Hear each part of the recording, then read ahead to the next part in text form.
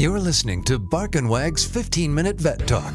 Each week, your host, Polly Requa, interviews veterinarians and individuals in the pet industry from across the nation answering pet questions. Bark and Wag podcast is produced weekly for your enjoyment, and show notes can be found at barkandwag.com under the podcast tab. That's BARKNWAG.com. Please remember to subscribe to Bark and Wag 15-Minute Vet Talk. Thank you for listening to Bark and Wag 15-Minute Vet Talk.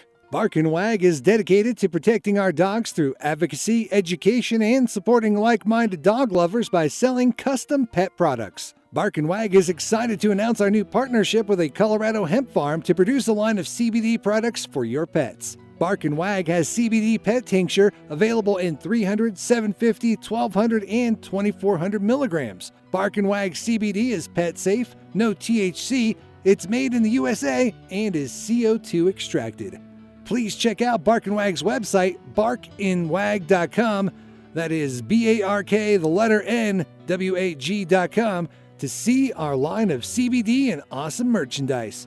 We love pooch ideas for podcasts and merchandise, so anytime send an email to Polly at barkandwag.com with your suggestions. Welcome to Bark and Wag 15-Minute Vet Talk. I'm your host, Polly Requa. Today we're talking to Dr. Laura Brown, owner of Green Tree Animal Hospital in Libertyville, Illinois. Welcome, Dr. Brown. Hi, Polly. Thanks for having me. Thank you for being on the podcast. I wanted to ask you, what do you do if your dog is sick and throws up? What's the timeline? How long do you wait to go to the vet? Do you feed it certain food? I just think a lot of people need some tips before they, race into the emergency clinic. Okay.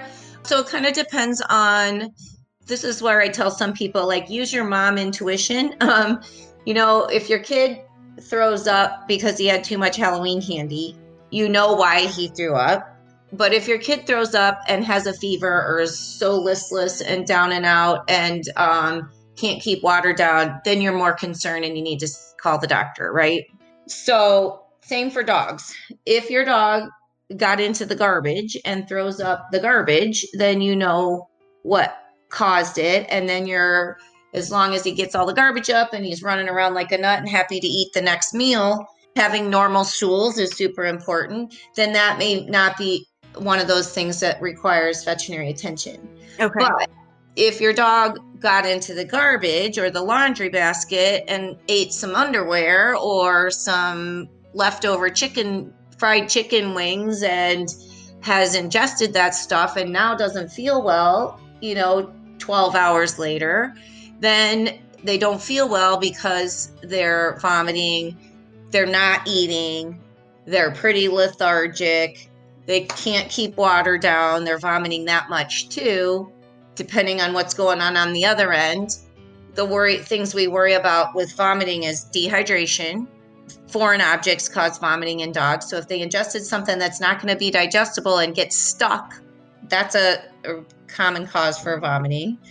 Older pets or dogs that, maybe got into something, chocolate, antifreeze, toxins can make your dog vomit, but your dog's going to be pretty sick aside from one or two vomits. It's not going to be feeling like eating. It's going to be pretty listless, either having diarrhea or not going at all, versus a metabolic reason, like a senior dog that might be going into liver failure or kidney failure or have pancreatitis and some other GI disease like inflammatory bowel disease or something can cause dogs to vomit.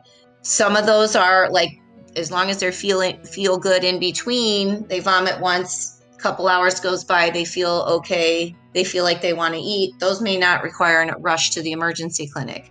But the dogs that are vomiting, can't keep water down, don't want to eat, pretty darn listless and down and out, could require a visit to the emergency doc. Okay.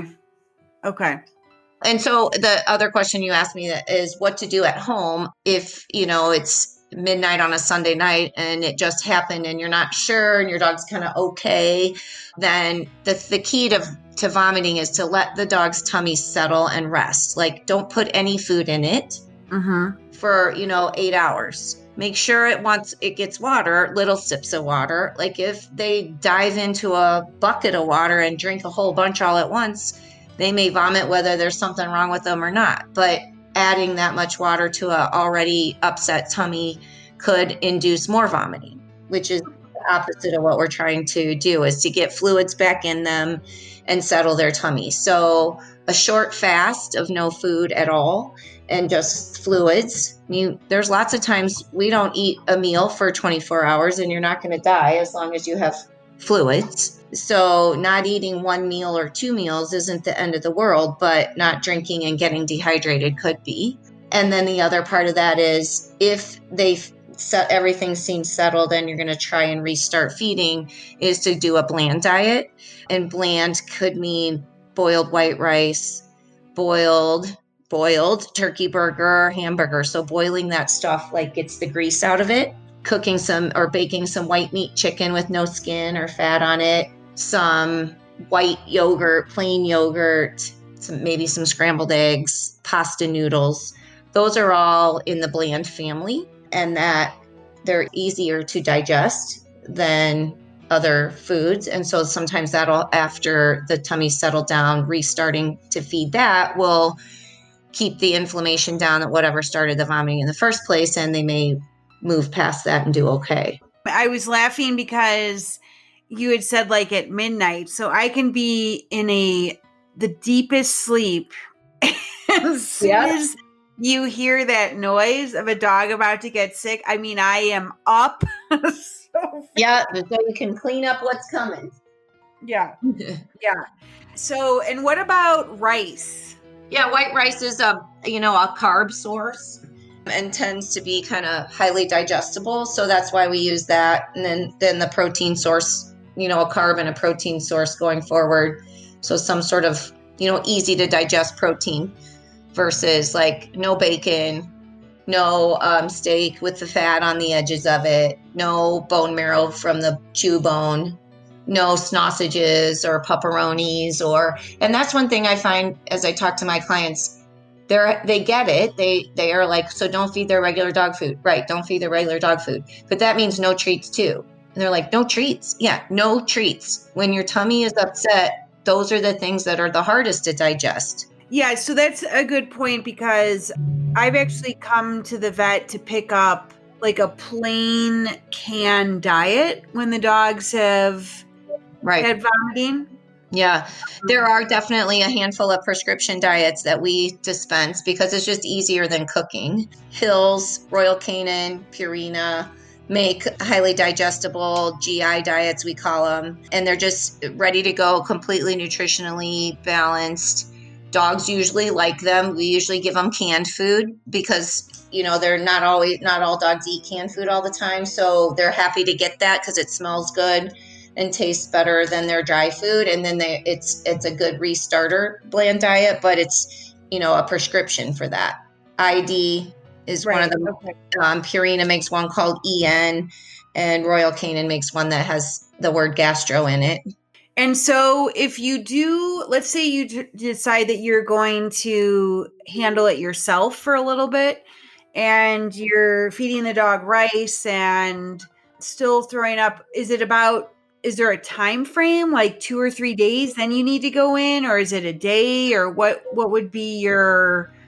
Yeah, I guess it kind of depends on how your dog's acting otherwise. I mean, if it's pooping every day and it's having normal poops and it's energetic and playing and acting like life's all good, and you don't know, you have no suspicion that there's a pair of underwear down there, then yeah, right, you could ride it out, 24 hours-ish.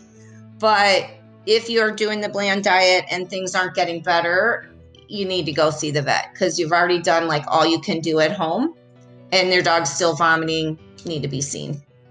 Okay.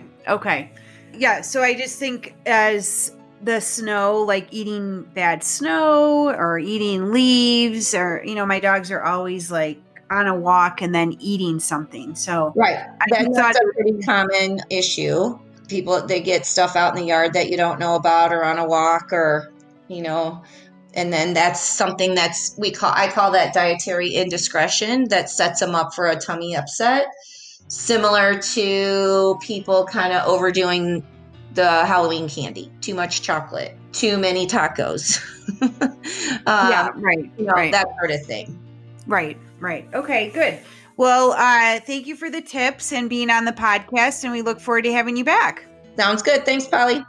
Thank you for listening to Bark and Wag's 15-Minute Vet Talk. If you like what you just heard, we hope you'll pass along our web address, www.barkandwag.com, to your friends and other pet owners. Have a pressing question for a veterinarian? Ask your question at barkandwag.com under the podcast tab. This has been a KFR production. Join us next time for another edition of Bark and Wag's 15-Minute Vet Talk.